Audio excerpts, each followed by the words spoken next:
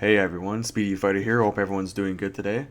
Now I'm back with another Game of Thrones reaction and review, and this time it is of episode 6 of season 6. Now, real quick, before I get into the episode, this is a spoiler alert warning. There is spoilers, obviously, of the episode and of the shows up to this point of season 6, episode 6. So if you haven't been caught up yet or you haven't watched tonight's episode, I would recommend you turn off the video and then come back after you watched it to hear my opinions on the episode. Now that's it, so spoiler alert, and you have been warned.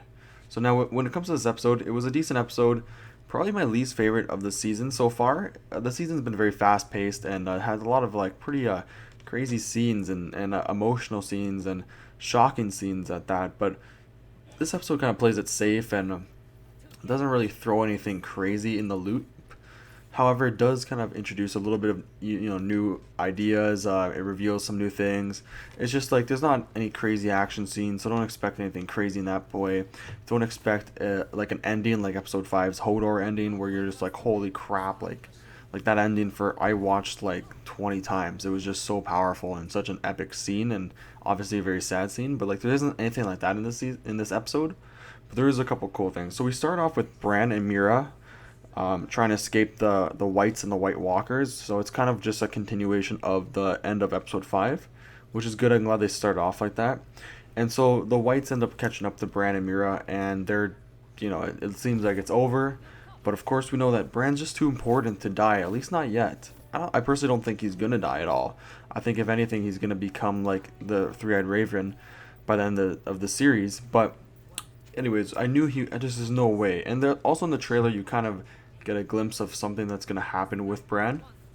And so what ends up happening is a mysterious horseman comes out of nowhere and just starts taking out all the Whites and saves Bran and Mira from the Whites and like takes them to safety, right? And so it doesn't reveal who the mysterious horseman is, but it does reveal at the end of the episode who he is. And but you can kind of tell just looking at him, the little glimpses of him you get in the first scene, you can tell. And I'm just gonna reveal it right here. And if you should already know, since I'm assuming you watched the episode, it's Benjen Stark, aka Bran Stark's uncle, aka the dude that was like, he was at Castle Black and he went north of the Wall, and he was the guy that was like friends with, he was Jon Snow's uncle too, and he was, they befriended him and whatnot. And then we see he goes north of the Wall. We don't hear or see anything of him after that. And he's actually the guy that the Night Watch convinced Jon Snow, hey, come outside. There's actually news of your uncle. And that's when Jon Snow gets betrayed by Ollie and all the Night Watch crew. And yeah, so now we know that he is alive. And I will continue. I will talk a little bit more. We learn a little bit more later on. But you know what? I'm actually going to go into it now. So closer to the end of the episode, we actually fully get to reveal that it's Benjen Stark. So it's 100% Benjen Stark, Uncle Benjen, and he's alive. And we find out that he actually went north of the Wall with rangers to try to hunt the White Walkers. And what ended up happening is the White Walkers end up hunting them because they didn't know what they were getting themselves into. And they kill, or the one of the White Walkers stabs Benjen Stark with the ice blade and leaves him to die and become one of them.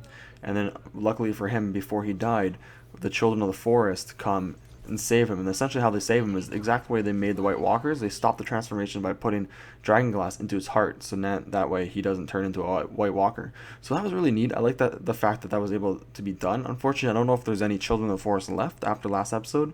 I hope so, because that could help in the fight against the White Walkers, because they have that ability to reverse the transformation, which is really neat. But yes, so that was really awesome. I think that was my favorite part of the episode, was just seeing Benjen Stark, because I thought he was just such a cool character and so mysterious, and it's just cool to see he's back, and now he's helping Bran, and hopefully they end up getting reunited with Jon Snow and Sansa Stark. Like, I think that's what everyone wants to see. Whether that happens or not, I have no idea, but I'm just hoping that happens. After that, we get into the Sam Tully arriving home with Gilly and his so-called son, Samwell. So he's meeting his family, and his mother and sister seem like awesome. Then they meet up for dinner, and that's when he meets his father and also his brother. His brother seems like a decent guy overall. but his father's just a complete piece of shit. Now I haven't read the books, so I obviously don't know anything about his character, but I believe his characters are like, I'm pretty sure I've heard that like people that have read the books already know all about like Samuel's father and how much of a douche he is, and he's just a complete piece of shit. And he just treats Sam like an asshole, and he finds out that Gilly's a wildling, and he doesn't like wildlings, so that sets him off even more. So yeah, I kind of feel bad for Samuel. At the same time, though, it's like, man, come on, you gotta grow those balls. You gotta stand up to people that talk shit about you and your girl, right? You gotta do that. And unfortunately, it was a little disappointing that Samuel didn't. I thought maybe he'd finally snap because, he's slowly becoming more and more of like a man, I guess you could say.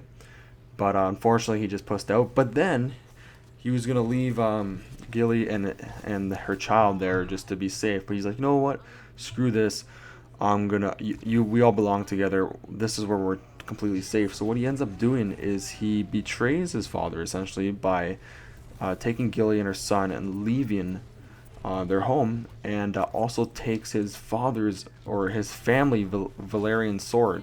So his family has a Valerian sword that's been in the family for like 500 years, I think, is what his father said, and so he ends up taking it from him.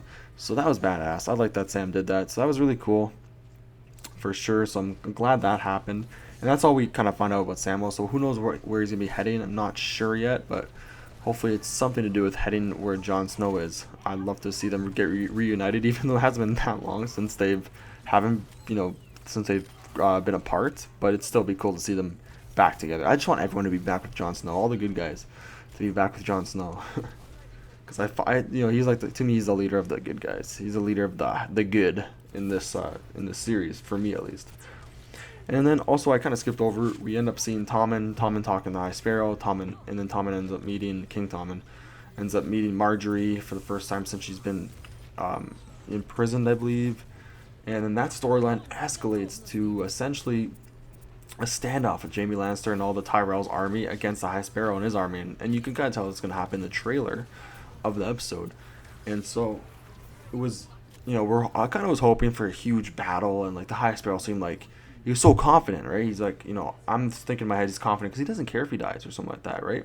But no, he's confident because he has King Tommen and Margaery under his wing. He just completely convinced them to basically bring the faith and the crown together as one. So it's like essentially what he's done now is made the faith just as powerful as the crown, as the king and queen.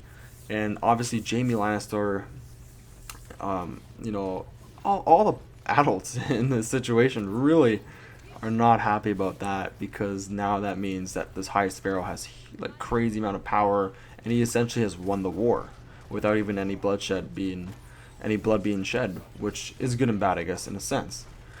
So that is kind of resolved right now. And then what ends up happening is King Tommen ends up kicking Jaime out of the Kingsguard and the city, and he's gonna get him to lead an army, like help Walder Frey, which I'll get into Walder Frey.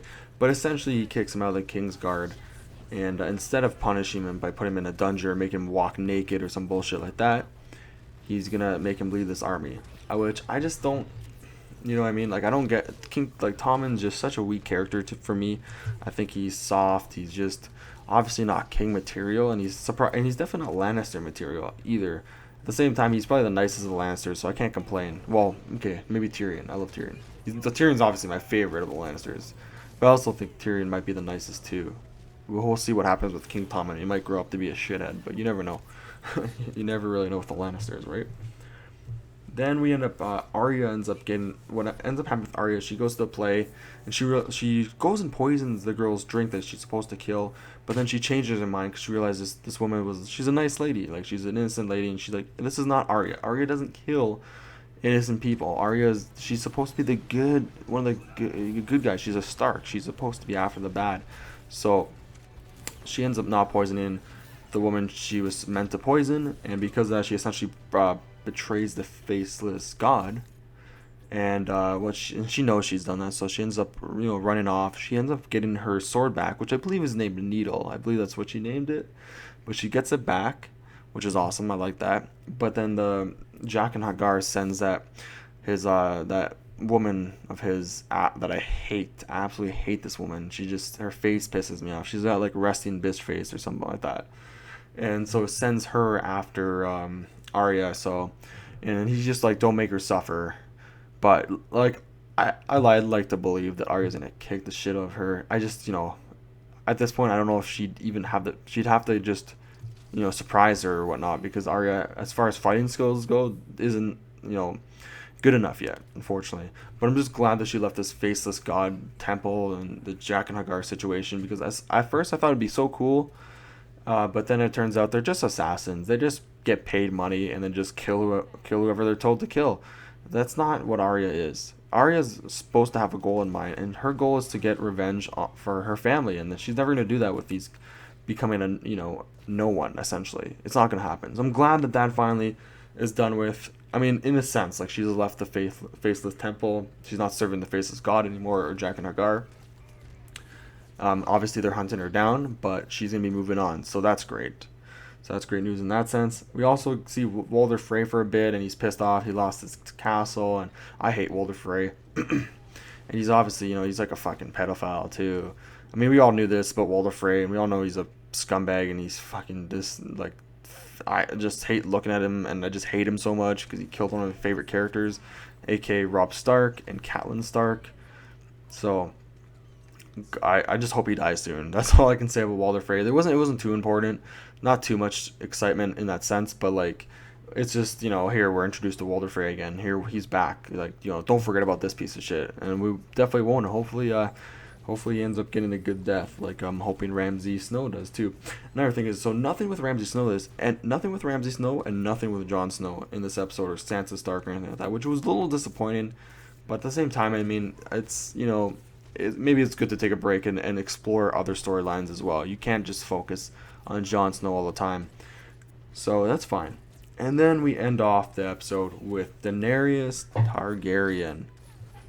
And Daenerys is with the Khal, and she's leading this huge army of them. And then she's kind of, I think I don't know, she heard something, or I think that's just saw the dust move, and all of a sudden, she's like, here, to Dario, she's like, I'm just, I'm gonna go over there, and don't follow me, I'm just gonna go there. And then all of a sudden, you see her appear riding a dragon, and then all the Khal are like, wow, and they're all impressed. And then she gives a speech, and it's just another. Excuse me, it's just another Daenerys scene where it's like, hey, I'm awesome. I have dragons. I have armies. I'm good at giving speeches. Follow me, and we're gonna conquer the world. So with Daenerys, I'm gonna have to say, like, I don't find her storyline too exciting, but at the same time, I feel like there's something to Daenerys. I feel like Daenerys, we're like a lot of people are thinking she could be Azor Ahai, or she's gonna be the ultimate good guy in the end, and she's gonna be the one that is gonna be a main part of leading the humans against the White Walkers and winning that war, right? But I have this odd feeling that Daenerys is gonna turn into her father, the Mad King, and just get too power hungry. I just feel like she just thinks, first of all, she thinks way too highly of herself. She has no idea about, first of all, she has no idea about the White Walkers. And she's like, the saying with Jon Snow, you know nothing, Jon Snow, you know nothing, Daenerys Targaryen, you know nothing. You have this big army, you think you're awesome, this and that, but you're just in a small bubble, just like the Lannisters. They're in this small bubble, and it's just like, it just annoys me. So like, I'm just hoping they can finally expand it so Daenerys can see reality and she can kind of be put in her place, in a sense. I'm not hoping that's the case. I'd rather that be the case than her actually become like her father, the Mad King, and then be a bad guy. Because I'd rather her be part of the good, and I'd rather her be leading the army with Jon Snow to defeat the White Walkers. But yeah, overall the episode was good.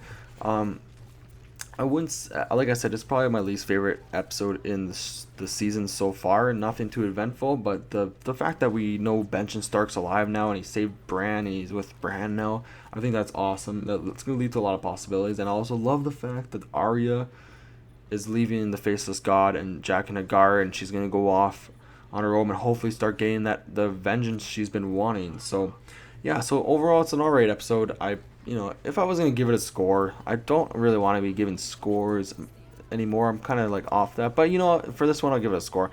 It's a typical 6.5 out of 10. Like, that's honest to God what I'm gonna give it. Pretty average, slightly above average score is about all I can give this episode. At the same time, it's not a bad episode either. It's not one of the worst episodes. but it's definitely one of the worst in the season, if not the worst in the season. But still, some interesting aspects. Don't go into this episode expecting something crazy like the Hodor scene in the end of the last episode. But at the same time, I cannot wait for the rest of the season. So leave in the comment sections below what you thought of the episode.